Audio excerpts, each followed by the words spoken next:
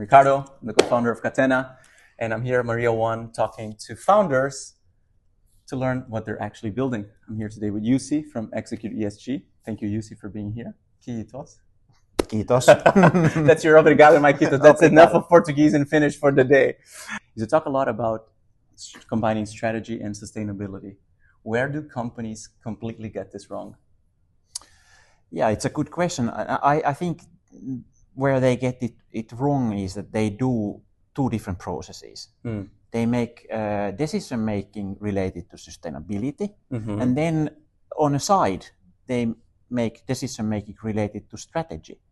And then when they do those in silos, so they are not integrated. And then it's more difficult to take the sustainability into their strategy when it is a separate process. Gotcha. Yeah. All right. When companies say they care about sustainability, what tends not to be true? Well, I think the biggest, not lie, but then what they maybe neglect is still this thing that it's not part of their strategy really. So then it may be written even in their strategy, but then what they do actually is that they will try to obey the rules and regulations. So they want to make reports, but they will not really internalize the sustainability into their strategy, which would actually make sense. Many times thinking about sustainability is just thinking about the pure business and the bottom line. So if you can take the sustainability into account in a real, integrated way, internalized way, so then you could even make better business. I like that. Tell me, how did ExecutESG come about? Well, it actually started when I was introduced to this new sustainability regulation. And there was one very wise lady who said that, okay, that we are already doing this stakeholder engagement, engaging internal and external stakeholders, and that it is, according to her, it was very challenging from many companies' point of view. So it's not easy to engage stakeholders. And then I started to study the standard, and then yes, I actually found 100 requirements that were indicating that yes, our way of engaging stakeholders that we had been doing 7-8 years would be a good fit, just by chance. And then from there onwards, so then we have been building this way of integrating the strategic decision making, the leadership teams, activity, stakeholder engagement, and again risks and opportunities, stakeholder engagement. So that then we started to kind of create this idea that how would an ideal stakeholder engagement process, including the decision making by the leadership team, how would that work? And that's the starting point is actually a person saying me that something difficult and we could basically solve it. Got it. You've worked at big companies like Airbus and Nokia. What would you say was the biggest change for you coming up with a startup? What changed from your perspective? Yeah, so I worked 17 years for EADS, Airbus, and Nokia, big corporations having 80,000 bodies at work, and also a lot of processes, a lot of governance, a lot of stupid things that corporates tend to do. So then I just got fed up with that. And then when you jump from that environment completely to something new, starting your own business and your startup, of course, then it's completely different. So then instead of thinking about 1 billion euro offers or something, hundreds of millions of euros, so then you start to think about 1,000, 2,000, 5,000, and completely changing the sales model, not kind of making offers based on the RFQs, but just having inbound like a marketing Leads, strategy yeah. and leads. And so then it was completely a new environment and a huge learning actually. So then, yeah, after 17 years of corporate life, so then I would say that I have, during these 10 years, I've been learning much more than ever in Wow. my corporate life. Yeah, It's they say it's kind of like dog years, right? So startup years are almost like dog years because the dog lives 1 year and is equivalent to 7, right? And in a startup you spend a month and it's almost like you've spent like 2 years building that.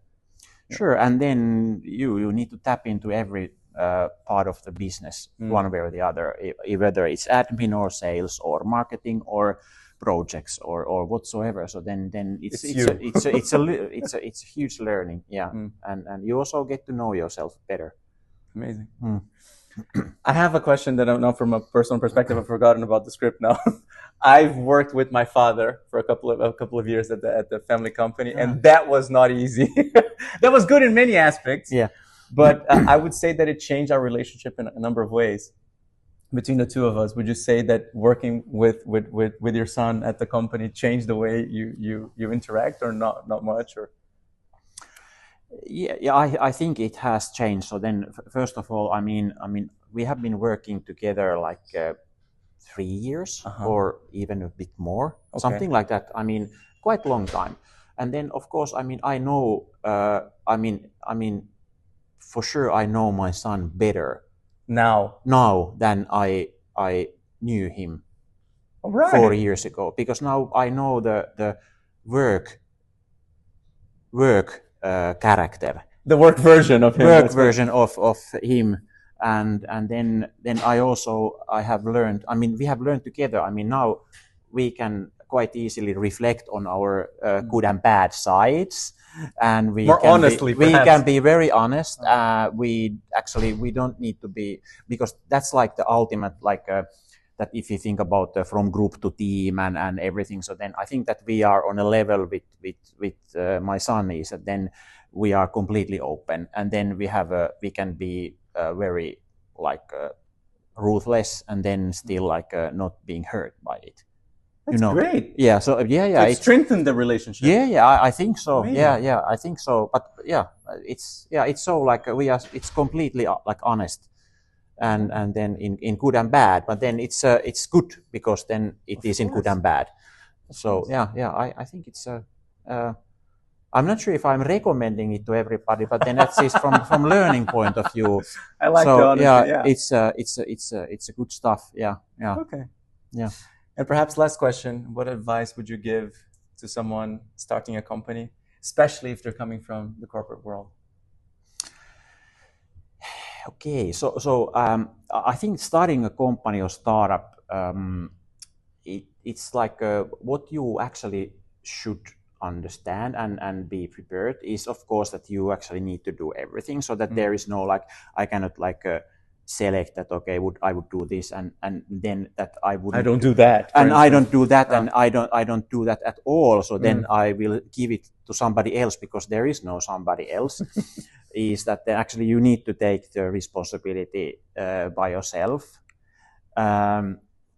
Me as a person, so then I'm not maybe the very good like a startup person, because I'm not driven by basically success or like money at all. I mean, so then I'm kind of like an idealist person. So then I kind of want to save the planet through better leadership, and then that's not the best idea or best like a feature set. So that you should be a little bit like money driven, a bit greedy, yeah. And then I'm not at all. So then that's like the biggest like.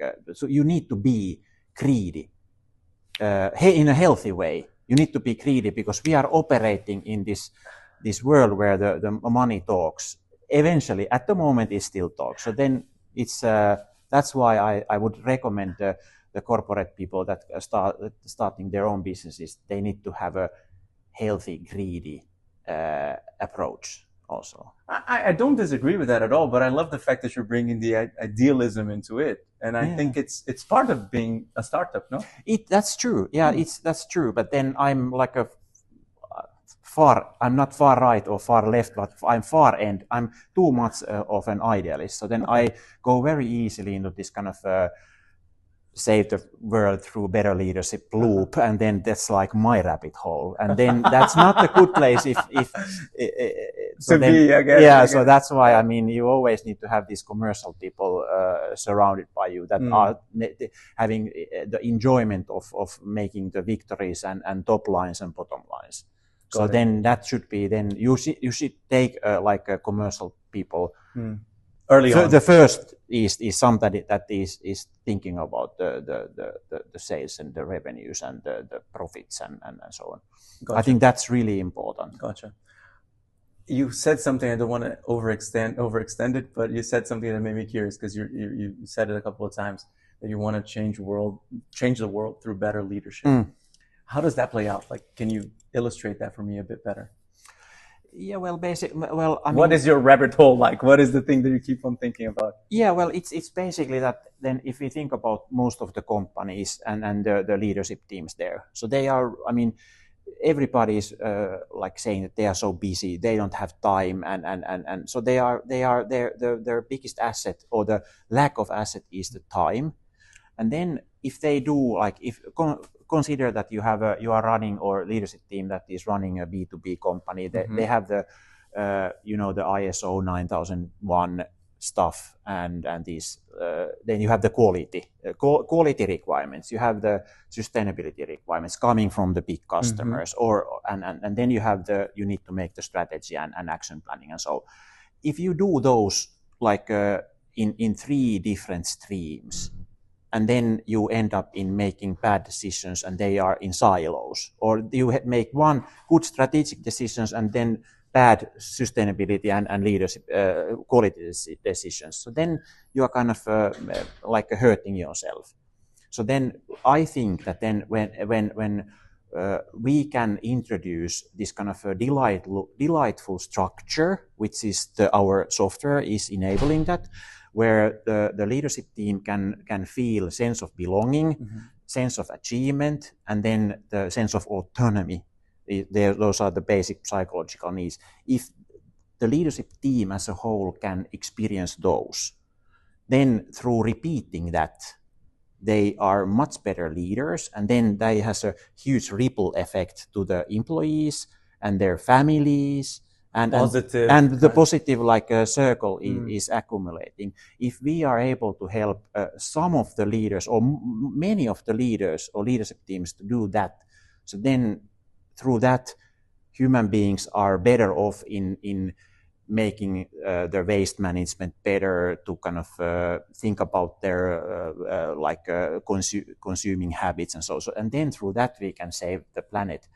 And also that if the B2B companies are making products that can, make wonders with CO2 emissions or something else, so then they can spread their products. And there are like many like angles that how I think that we could help to save the planet by better leadership. Yeah. Amazing. I love this. Yeah. Thank you so much, Kiitos, for your time once again. Obrigado. Thanks a lot. And this has been our talk with Jussi. And if there are more founders that you would like for me to interview, let me know. Cheers. Thanks, Jussi. Thank you.